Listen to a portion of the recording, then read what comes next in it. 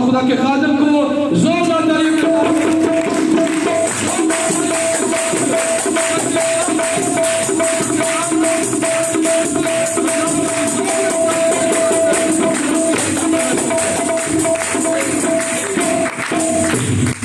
Hallelujah. आइए खुदा के कलाम में से हवाला निकालिएगा पौलुस रसूल का खत पहला ग्रंथियों उसका पहला बाब उसकी 18वीं आयत। पौलुस रसूल का खत ग्रंथियों का पहला खत है, उसका पहला बाब है, उसकी 18वीं आयत है। जी भाइयों में से कोई पढ़ेगा?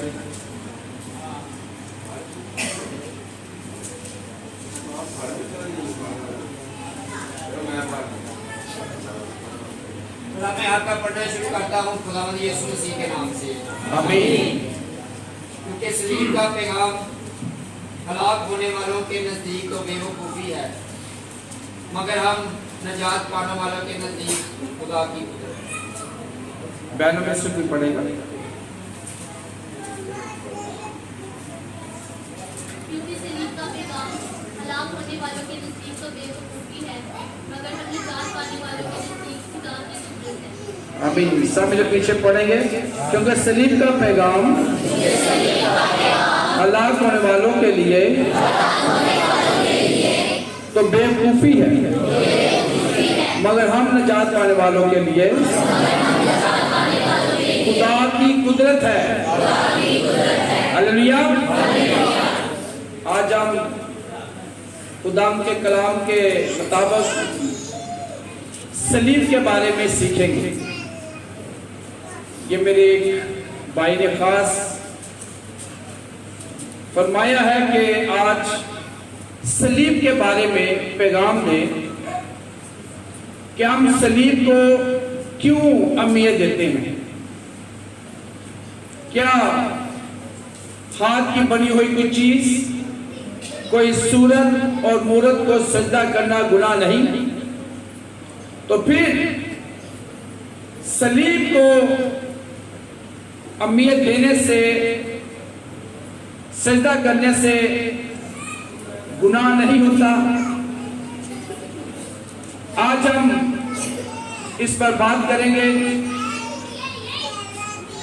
और जब हम सलीब के बारे में बात करेंगे तो हम सीखेंगे कि हम मसीही सलीब को क्यों अहमियत देते हैं। पुराने अहदनामे में सलीब का लफ्ज नहीं आया, लेकिन नए अहदनामे में सलीब का लफ्ज आया है। लेकिन सलीब को पुराने अहदनामे में सूली कहा गया है, दाल कहा गया है, दरख्त भी कहा गया है और कई जगह लकड़ी भी कहा गया है। पुराने अहदनामे में लफ्ज जो सलीब है वो नहीं है, लेकिन ये अल्फाज जो है या ये जो लफ्ज बोले गए हैं वो जरूर आते हैं। कई जगह पर दरख्त इस्तेमाल हुआ है, कई जगह पर सूली इस्तेमाल हुआ है, कई जगह पे दार हुआ है, कई जगह पे लकड़ी भी हो इस्तेमाल हुआ है। अब ये जो लफ्ज पुराने अहदनामे में है, सूली है, ये दार है, ये दरख्त है, ये लकड़ी है, ये एक किस्म की हुकूमती सजा के तौर पर इस्तेमाल होती थी। जैसे पाकिस्तान में फांसी का फंदा जो है वो सजा का एक अंसर या एक तरीका बताया जाता है कि इसके जरिए मुजरिम को सजा दी जाती है। और पुराने अहदनामे में हम सीखते हैं, देखते हैं कि जो मुजरिम को सजा दी जाती, लेकिन जो हाई किस्म के मुजरिम थे उनको जो सजा दी जाती, उनको जो आखिरी सजा थी, उनको ये दरख्त पर लटकाना या सूली पर लटकाया जाता था, ताकि लोग देखें कि ये आम मुजरिम नहीं बल्कि इसने खास तौर पर का या तो मजहबी या रियासती गुनाह किया है। इस सबब से उस शख्स को दर्द पर या लकड़ी पर या सूली पर या दार पर लटका दिया जाता है, ताकि रास्ते में आते जाते लोग देखें और उस पर लानत करें कि इस शख्स ने मजहब के खिलाफ या रियासत के खिलाफ बात की है। लेकिन इस बात का भी हमें याद रखना चाहिए कि ये जिंदा वहां पर लटकाया नहीं जाता था, बल्कि उसको उसकी मौत होने के बाद या उसको मार देने के बाद उसको इस पर लटका दिया जाता था। इस तरह ये पुराने अहदनामे के जो किताबें हैं, खासतौर पर आस्तर है, इस्तिशनिया है, ये किताबें हमें बताती है कि इस तरह जो मुजरिम थे, खासतौर पर जो मजहबी या रियासती मुजरिम थे, उनको ऐसे सजा दी जाती थी। लेकिन नए अदब में हम देखते हैं कि जिंदा ही एक मुजरिम को सलीब के ऊपर चढ़ा दिया जाता है। सलीब का जो लफ्ज है या जो सलीब को बनाया गया है, ये फनीकियों एक कौम है। क्या नाम है? बोलिएगा। फनीकियों एक कौम है, उन्होंने ये सजा इजाद की है। यानी कि इसको बनाने वाले, इस कानून को बनाने वाले ये फनीकियों है, ये कौम है जिन्होंने ये सलीब को बनाया है और ये सलीब को लोगों के सामने मुकर्रर किया है। इसके बाद बेशुमार लोगों ने इस्तेमाल की, लेकिन यीशु मसीह के वक्त में रोमियों ने जो सलीब को अहमियत दी है वो बहुत ज्यादा दी है, क्योंकि उस वक्त जो रोमी हुकूमत थी वो बहुत सख्त थी और वो उनकी सबसे सख्त जो सजा थी वो यही थी कि वो चौक पर या ऊंची जगह पर जहां पे मुल्कों का या शहरों का आना जाना हो, उस मकाम पर सलीब दी जाती थी। लेकिन ये मार का नहीं, बल्कि सलीब के ऊपर जब तक मर नहीं जाता शख्स, वहां पे उसको लटकाए रखते थे। और यही सलीब जो है, यही सलीब जो है जिसके ऊपर यीशु मसीह को भी लटका दिया गया, कीलों के साथ लटका दिया गया। इसके बाद हम देखते हैं कि जो सलीब है, बाइबल मुकद्दस के मुताबिक 4 से 5 किस्म की सलीबें हैं। एक तो जो सलीब हमारे सामने नजर आ रही है, जिन पर खुदा यीशु मसीह ने जान दी, और एक सलीब ऐसे किस्म की, एक्स किस्म की सलीब होती है। इस किस्म की सलीबें जो थी वो एक्स की सूरत में थी, और अगर हम रवायात की किताब पढ़े तो वहां पे लिखा है कि यीशु मसीह का जो रसूल इंद्रियास है उसको इस सलीब पर सूली चाड़ दिया गया। एक्स की सूरत पर जो यीशु मसीह का रसूल था उसको सूली पे चढ़ा दिया गया। और अगर इस सलीब को उल्टा किया जाए तो कहा जाता है कि इस तरह की सलीब पे रवायत कहती है कि मुकद्दस पतरस को सूली चाड़ दिया गया।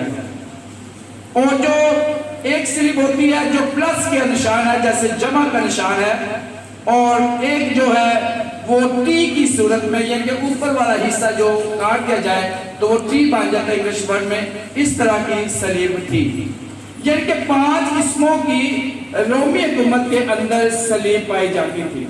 लेकिन 5 में से जो सलीब यीशु को दी गई थी वो ये सलीब थी।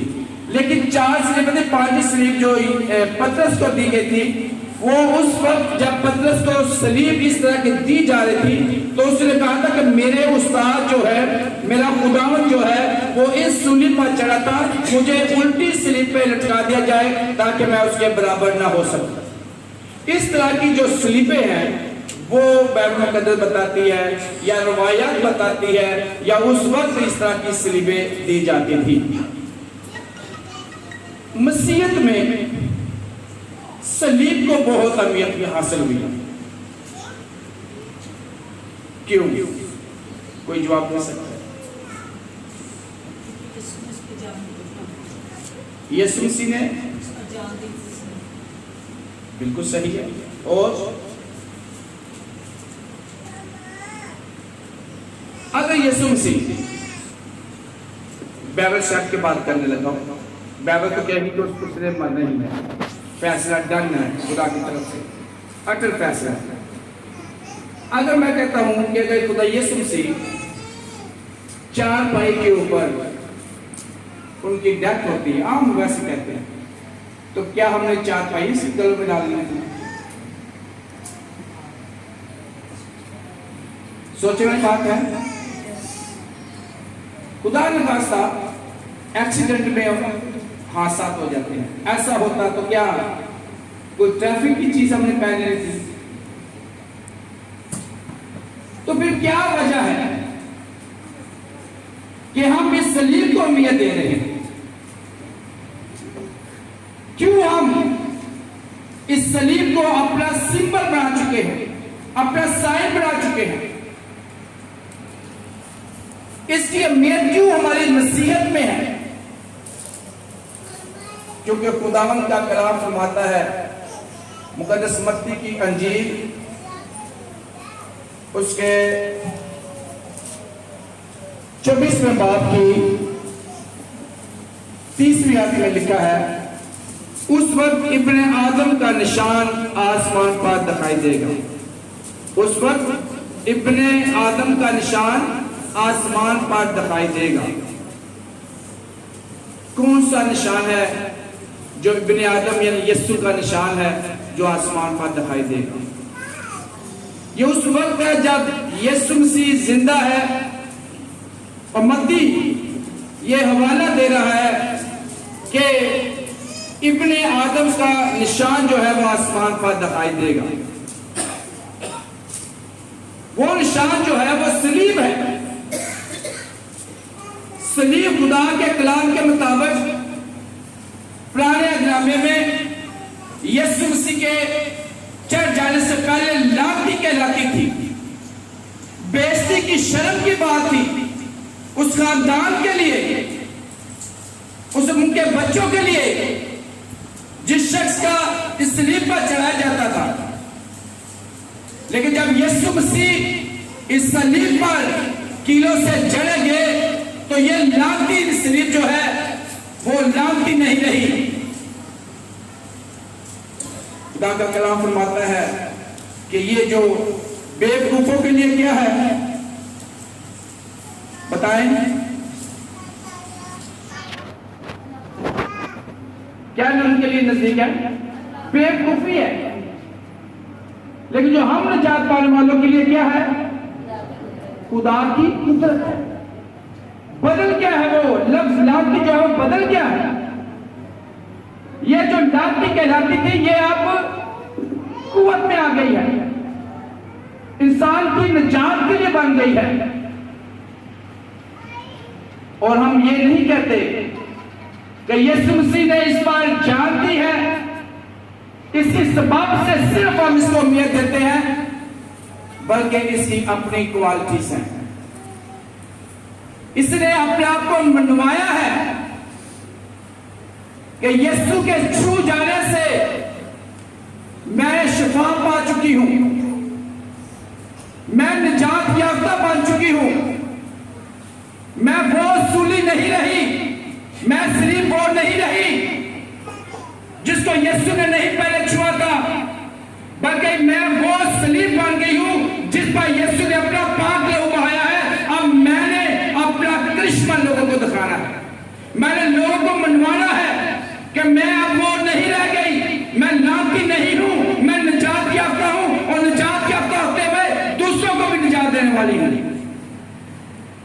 इसका हवाला हम देखते हैं बाइबल मुकद्दस में, जब रसूल बढ़ रहे हैं, खिदमत में बढ़ रहे हैं, खुदा के कलाम की मनादी कर रहे हैं, और रफ्ता रफ्ता जितने भी रसूल थे वो अपने मुकर्रर वक्त पर शहीद हुए या तिब्बी मौत के जरिए खुदा के पास चले गए, तो उसके शागिर्दों ने, उनके शागिर्दों ने खिदमत को जारी रखा। लेकिन जो मसीहत के खिलाफ थे, एंटी क्रिश्चियन थे, उन्होंने मसीहत को अज़ियतें देना शुरू कर दी और कहा कि तुमने यीशु का नाम नहीं लेना,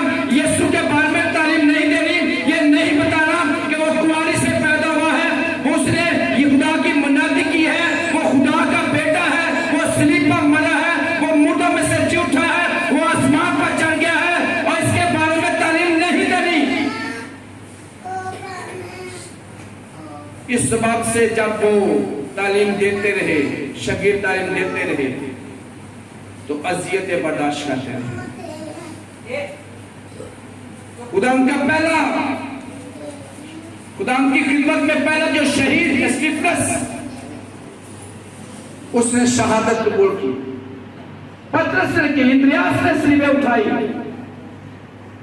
लेकिन खुदा के कलाम को नहीं छोड़ा। लेकिन जो इनके मुखालिफ हैं, जो यीशु को नहीं बर्दाश्त करते कि यीशु खुदा का बेटा है, वो हकीकतन मुर्दों में से जी उठा है, ये नहीं मानते, इकरार नहीं करते, इसलिए जो इस यीशु का इकरार करते हैं उनको मारते हैं, अजियत देते हैं, उनके नौजवानों को जिंदा मार देते हैं, कत्ल कर देते हैं, उनकी बेटियों को बदनामी का शिकार देते हैं, उनको तंग करते हैं, मारते हैं, उनके दुपट्टे छीने जाते हैं और नौजवानों को, बुजुर्गों को मारा जाता है। लेकिन यीशु मसीह के पैरोकार यीशु के नाम को जला देने से नहीं डरते, अगरचे उनका जुल्म बहुत ज्यादा, लेकिन वो नहीं डरता। एक वक्त आ गया कि मसीहत को यीशु का नाम लेने से रोका गया, लेकिन मसीहियों ने यीशु के नाम को नहीं रोका। बस तुम जाकर सब कौमों को शागिर्द बनाओ, उन्हें बाप और बेटे और कुद्दस के नाम से बपतिस्मा दो। इस अज़ीमे जो इरशाद है उसको खत्म नहीं होने दिया, बल्कि छुप छुप कर भी करते रहे। और तकरीबन 300 साल ऐसे किया, गारों के अंदर छुप कर खिदमत की, गारों के अंदर यीशु के नाम की प्रस्तुति की। और 311 में खुदावंद ने अपने लोगों को उबारना शुरू किया और ऐसा निशान इस्तेमाल किया, ऐसे लोग इस्तेमाल किए जिन्होंने खुदा के नाम को जलाल दिया। पुलिस रसूल जो हम देखते हैं रसूलों के माल में कि वो मसीह का दुश्मन था, लेकिन यीशु ने उसे ही इस्तेमाल किया। 311 में एक शख्स, एक हुक्मरान दूसरी हुकूमत से बार बार फतह की बजाय शिकस्त में हो रहा है, उसके जवान, उसके फौजी मर रहे हैं, उसका असला खत्म हो रहा है, उसकी कौम मिट रही है। और एक दिन उसे ख्वाब आया है, उसे एक रोया नजर आई है, आसमान पर एक निशान उसे दिखाई दिया है। वो पेशन को जो मत्ती के इंजील में बताई गई है कि इब्ने इंसान का निशान आसमान पर दिखाई देगा। वो जो पेशन हुई है इस शख्स को नजर आई है जो हुक्मरान है, और उसका नाम है कॉन्स्टेंटाइन। क्या नाम है? बोलिएगा। कॉन्स्टेंटाइन। ये कॉन्स्टेंटाइन को ये निशान जो सलीब का निशान है उसे दिखाई दिया है, और उससे कह रहा है कि सलीब फरमा रही है कि मैं तुम्हें निजात दूंगी, मैं तुम्हें फतह दूंगी, मैं तुम्हें इनसे शिकस्त के बजाय कामयाबी दूंगी। अब ये जो कॉन्स्टेंटाइन है ये इसको नहीं जानता, ये शख्स इस निशान को नहीं जानता, और वो ऐलान करता है कि ये निशान मुझे आसमान पर दिखाई दिया है, और इससे आवाज आई है कि मैं तुम्हें फतह दूंगी। ये क्या है? फौज में से, लोगों में से किसी ने डरते हुए कहा, और वो रवायत है कि वो मसीही था। उसने कहा कि अगर आप मुझे इजाजत दे, मेरी जान बख्शी जाए, तो मैं बताना चाहता हूं कि ये मसीहत का एक निशान है।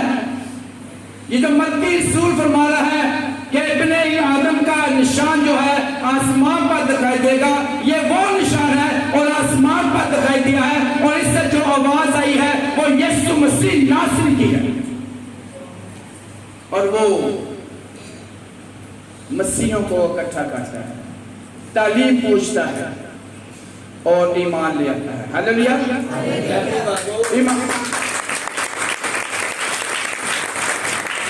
ईमान ले आता है,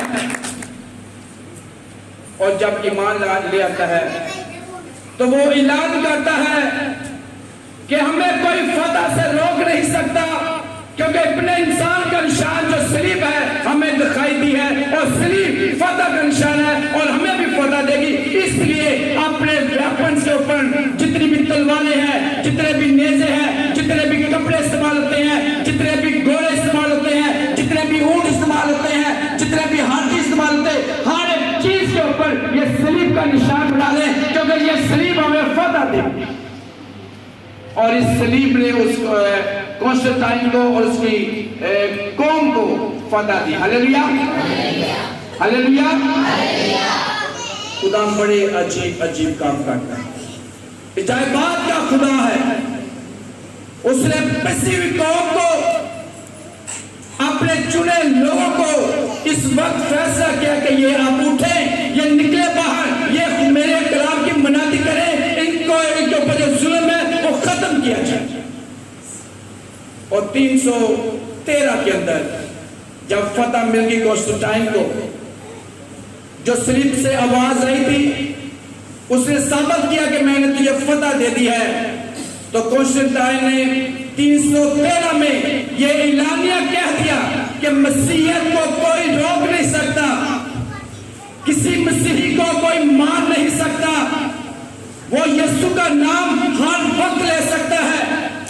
और कॉन्स्टेंटाइन ने हर बस्ती के अंदर अंदर जहां जहां मसीह, चाहे एक था, चाहे 10 थे, चाहे 1000 थे, चाहे लाख थे, उनके लिए एक एक चर्च बना दिया। हालेलुया। इस तरह मसीहत जो है दुनिया में फैल गई। ये है सलीब का पहला करिश्मा, जिसके वसीले से सलीब ने खुद मनवा लिया कि मैं यीशु की छुई हुई चीज हूं, मुझे यीशु ने छू लिया है, मुझ पर यीशु ने अपना लहू बहा दिया है। अब मैं लानती नहीं बल्कि निजात याफ्ता हूं, मैं यीशु की एक छुई हुई चीज हूं। आगे हम देखते हैं 16वीं सदी में। कौन सी सदी में? 16वीं बल्कि 14वीं सदी का वहां पे एक आपकी तरह मेरी तरह एक आम शख्स है,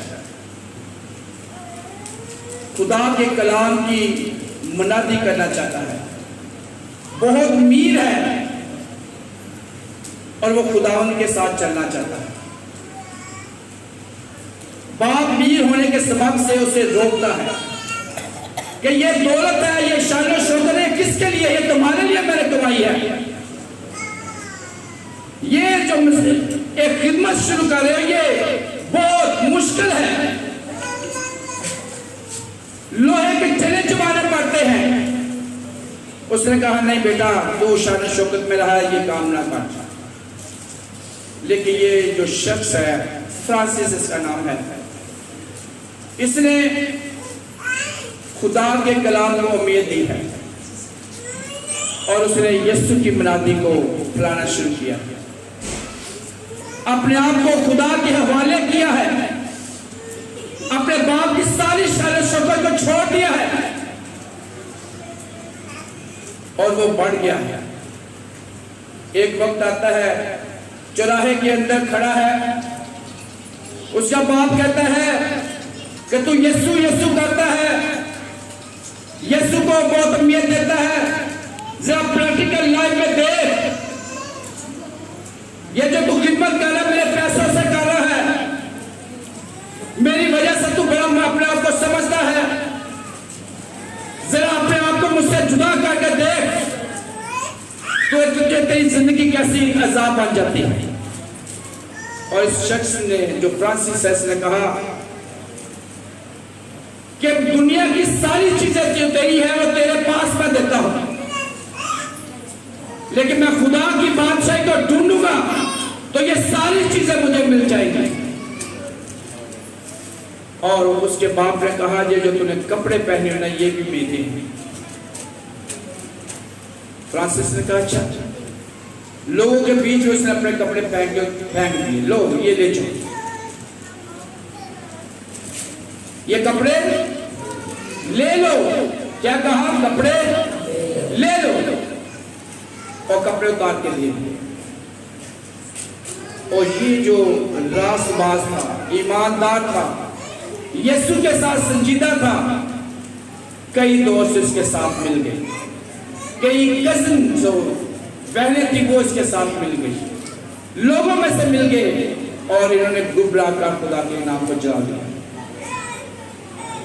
और फ्रांसिस ने जो रास्तबाज था, ये कहा, एक ख्वाहिश पैदा कर ली, एक डिमांड पैदा कर ली अपनी जिंदगी में, और वो विजन उसका जो था ये था कि खुदावन, प्यारे यीशु, जो तूने सलीब पर जख्म लिए मेरी निजात के लिए, हम सब की निजात के लिए, वो निशान मुझे दे दे। वो हाथों के जख्म, पांव के जख्म, पसली के जख्म, सर पर कांटों के ताज के जख्म, यीशु वो मुझे दे दे, ताकि मैं जान लूं कि तूने किस तरह मेरी निजात के लिए ये सब तकलीफ बर्दाश्त की। और खुदावन ने उसकी आवाज को सुना, और ये हाथों, पांव के, पसली के और सर के और चपेड़ों के जो निशान थे वो सारे उसको मिल गए। हालेलुया। सलीब के निशान मिल गए।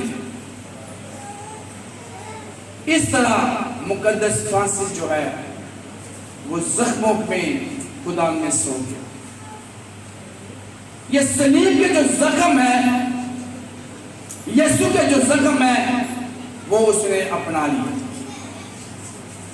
इसी तरह बहनों में से ये ना कह के भाइयों की तमसील दे दिया, हमारी भी दे दी। आपकी तरह एक लड़की थी, उसका नाम था वेरोनिका जोलियाना। क्या था?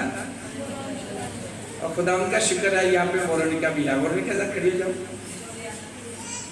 खड़ी हो जाओ।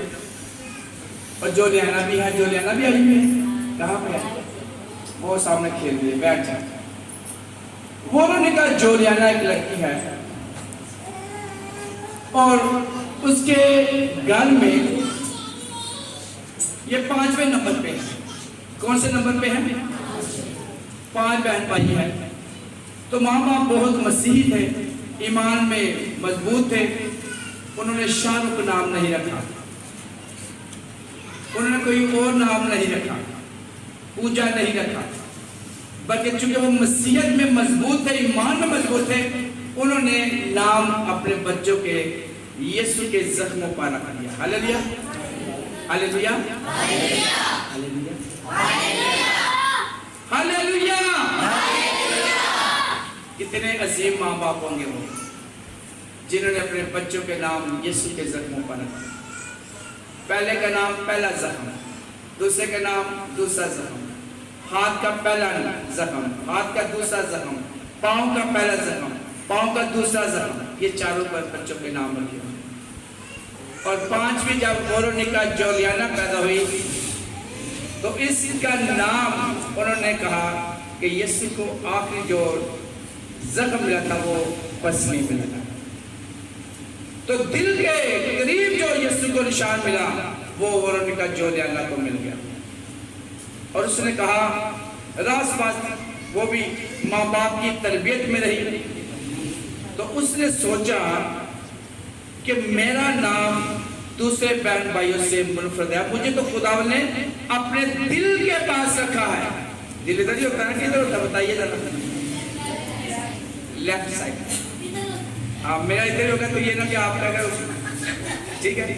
मेरा इधर होगा तो आपका इधर होगा। जरा हाथ रखे अपने अपने दिल पे। तो वेरोनिका जोलियाना ने कहा कि मैं आम बहन या भाई नहीं, मैं इसकी औलाद नहीं उनकी, मैं यीशु के दिल के करीब रहने वाली हूँ, तो मुझे यीशु के दिल के करीब ही रहना चाहिए। हालेलुया। और वेरोनिका जोलियाना ने अपने आप में ठाड़ लिया, विजन बना लिया कि मैं यीशु के इस जख्म के पास रहूंगी और वैसा ही काम करूंगी जो यीशु मुझे चाहता है। और एक वक्त आया तो उसने कहा कि ऐ खुदा, मैं अपना विजन देती हूं, मैं तुझे अपना विजन देती हूं कि जो तूने अपने दिल के साथ मुझे जोड़ा है, इस नंबर पर दुनिया में भेज के मुझे दिल के पास भेजा है, तो मैं दिल के पास ही रहना चाहती हूं। मुझे भी वही जख्म दे दे जो सलीब पर तूने बर्दाश्त किए थे। और जब इस मुकद्दस ने, इस रासबाज ने, इस ईमानदार बेटी ने खुदा से ये विजन मांगा, तो खुदा ने उसको ये अपने जख्म जो है, सलीब पे जो जख्म है, उसे दे दिए, उसके विजन को पूरा कर दिया। ये हम वाकया सीख रहे हैं कि कॉन्स्टेंटाइन को ये सलीब मिल गई, फ्रांसिस को ये सलीब का निशान मिल गए, का जोलियाना को ये सलीब का निशान मिल गए। ये सलीब के मियां फरमा रही, ये मसीहत का एक निशान बन गए। अगर आप गलातियों उसके 6 बाब की 14वीं आयत देखें, गलातियों 6 बाब 14वीं आयत लिखा है, लेकिन खुदा ना करे कि मैं किसी चीज पर फख्र करूं, लेकिन खुदा ना करे कि मैं किसी चीज पर फख्र करूं सिवा अपने खुदा यीशु मसीह की सलीब के। अब ये वक्त है पौलुस के साथ मिलने का, पौलुस रसूल की तरह कहने का कि खुदा ना करे कि मैं किसी चीज पर फख्र करूं, मैं ये फख्र ना करूं कि मेरी औलाद बहुत बड़ी है, मैं बड़े खानदान का हूं, मेरे पास बिल्डिंग्स है, मेरे पास दौलत है, मेरे पास कार है, मैं बहुत बड़ी मिनिस्ट्री का मैं डायरेक्टर बन गया हूं, मैं बहुत अच्छा काम करता हूं, मेरे पास ये क्वालिटी है। तो खुदा उनका बंदा पुरुष फरमाता है कि खुदा ना करे ऐसा हो कि मैं किसी अपनी चीज पर फख्र करूं, बल्कि फख्र करूं तो खुदा यीशु मसीह की सलीब पर, खुदा यीशु मसीह की सलीब पर करूं, क्योंकि सलीब जो है ये मेरी निजात का वसीला नहीं है। सलीब जो है मेरी निजात का वसीला बनी है। मैं किसी चीज पर फख्र न करूं, मैं अपनी खूबसूरती पर, अपने कपड़े पर, अपनी किसी भी चीज पर फख्र न करूं। अगर फख्र करूं तो सिर्फ और सिर्फ खुदावन यीशु मसीह की सलीब पर करूं। हमारा फख्र जो है वो यीशु की सलीब होना चाहिए। इसी सबब से जो मसीहत का निशान बाइबल मुकद्दस के मुताबिक है, साइंस एंड सिंबल्स में हम देखते हैं, वो है सलीब है। लेकिन इस सलीब को जब हम अहमियत देते हैं, इसका मतलब यह नहीं कि हम इसको पूछते हैं, इसको सजदा करते हैं, क्योंकि खुदा का कलाम फरमाता है कि हाथ की बनी हुई चीज सूरत मोड़ को सजदा ना कर। हम इसको सजदा नहीं करते, लेकिन इसको हम अपना सिंबल, इशारा मानते हैं, जो मुकद्दस मत्ती कह रहा है कि इब्ने इंसान का निशान तुम्हारे लिए आसमान पर जाहिर होगा। ये हमारे लिए निशान है। दुनिया के हर मज़ाहिब या मिनिस्ट्रीज अपना अपना निशान, साइंस या सिंबल रखते हैं, स्लोगन रखते हैं, उनको हम खत्म नहीं कर सकते। कई मज़ाहिब के लोगों का निशान जो पंजा है, कई का घूम है, कई मुल्कों का निशान है चांद सितारा है, या व्हील है, या स्टार है। इस तरह के साइंस एंड सिंबल्स हैं। और मसीहत का निशान जो है बाइबल मुकद्दस के मुताबिक जो मत्ती रसूल फरमा रहा है कि आसमान पर इब्ने आदम के लिए तुम्हारे लिए क्या निशान होगा, निशान दिखाई देगा, और वो निशान है सलीब। हालेलुया। हमारे लिए निशान है, सलीब है। हमारी जो मसीहत की पहचान है वो सलीब है। लेकिन हम इसको सजदा नहीं कर सकते, और ना हम करते हैं। हम ये नहीं कहते कि आप इसको ऐसा करें,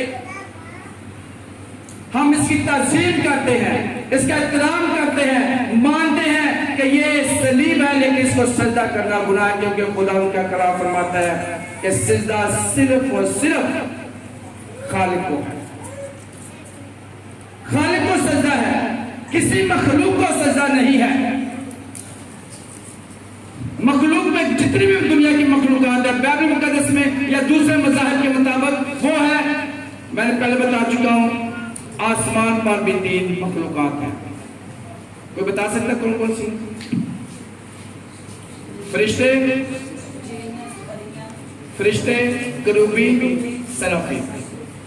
और जमीन पर जिन्न है, परियां हैं, परिंदे हैं, जानवर है, रीगने वाले कीड़े मकोड़े हैं, और सबसे अच्छी मखलूक कौन है? और मुकाशफे में लिखा है कि हम किसी को सजदा नहीं कर सकते, मखलूक को कोई सजदा नहीं कर सकता, क्योंकि सजदा सिर्फ और सिर्फ खुदा को है, खालिक को है, जिसने हमें खलक किया है। इसलिए खुदा के कलाम के मुताबिक हम इसको सजदा नहीं करते, ना करते। ये मसीहत का साइन है, सिंबल है, स्लोगन बन सकता है, ये हमारे लिए तज़ीम है। इसके वसीले से खुदा ने पैगाम दिया है, कॉन्स्टेंटाइन को दिया है, मुकद्दस या खुदा का रासपाल ऑगस्टस को दिया है, वोरोनिका जोलियाना को दिया है, लेकिन इसको सजदा करना गुनाह है, क्योंकि सजदा करना खुदा का कलाम फरमाता है सिर्फ और सिर्फ इसको है, खुदा को, खालिक। और जब हम खालिक को सजदा करते हैं तो खुदा हमें बरकत देता है और वो खुश होता है, क्योंकि वो अपने कलाम में मुकद्दस मूसा का जिक्र फरमाता है कि हाथ की बनी हुई की चीज कोई सूरत और मुल्क को सजदा।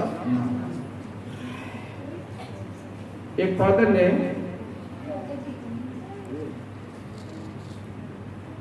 पुराना हवाला दिया, उन्होंने कहा कि जब, बड़ा गौर से सुनिएगा, जब इस्राएल कौम के लोगों को सांपों ने डसा, काटा, उनके अंदर पॉइजन इंजेक्ट किया तो वो मरने लगे, लेकिन खुदा ने कहा कि ऐसा कर, बलि पर एक सांप बना, और जो सांप को देखेगा, नजर करेगा, वो बचेगा। तो खुदा के खातिर ने कहा ये तो सजदा ही है ना? नहीं, खुदा का कलाम फरमाता, खुदा कह रहा है कि इस पर नजर करनी है, इसको देखना है, इसको सजदा करना नहीं है। हमने सिर्फ देखना, इसकी तज़ीम करनी है, हम सजदा नहीं कर सकते। खुदा कह रहा है कि इसको नजर करो। खुदा ने यह नहीं कहा कि इसके आगे झुककर इसे सजदा करो, इसके आगे हंसे नजराने लाओ, इसको ही सब कुछ मानो। खुदा का कलाम हमें सजदे के लिए सिर्फ और सिर्फ अपने आप के आगे सामने झुकाता है। तो आज हम सलीब के बारे में देखें, क्यों हम सलीब को अहमियत दे रहे हैं। अगर सलीब ने काम किए हैं, या मुकद्दस पतरस ने किए हैं, या पौलुस ने किए हैं, या इंद्रियास ने किए हैं, या किसी भी रसूल ने किए हैं, या किसी भी रासबाज ने किए हैं, ये उनकी ड्यूटी है। उन्हें खुदा के कलाम की मुनादी को फैलाना है। इरशाद अज़ीम, बस तुम सब कौमों में जाकर शागिर्द बनाओ, उन्हें बाप और बेटे और रूह कुद्दस के नाम से बपतिस्मा दो। ये सबकी ड्यूटी है, हर एक की अपनी अपनी जिम्मेदारी है, और उन्होंने ये जिम्मेदारी को पूरा करना है। इस तरह जैसे यूहन्ना कह रहा है फरिश्ता से, फरिश्ता कह रहा है यूहन्ना से कि यूहन्ना, तू और मैं हम खिदमत हैं, मुझे नहीं बल्कि खुदा को सजदा कर। ये सलीब ने या किसी भी मखलूक ने इरशाद अज़ीम के मुताबिक खुदा के कलाम की मुनादी की है, हम उसको सजदा नहीं कर सकते। चाहे कोई भी बड़ा अजीम खादम बन जाए, कोई भी, हम उसको सजदा नहीं कर सकते। आज पास्टर कुरम से 100 मौज़ात हो जाते हैं, तो कल हम उसको सजदा शुरू कर देंगे। कितने रासबाज है, जब यीशु से लेकर आसमान पर जाने के बाद आज तक कितने रास, वो बेशुमार है। मैं मुखालफत नहीं करता, खुदा के खादम अजीब रासबाज जो वक्त में माजी में मौजूद करता रहा, एक जगह से दूसरी जगह भी नजर आता रहा। रासबाज जरोम की बात कर रहा हूं,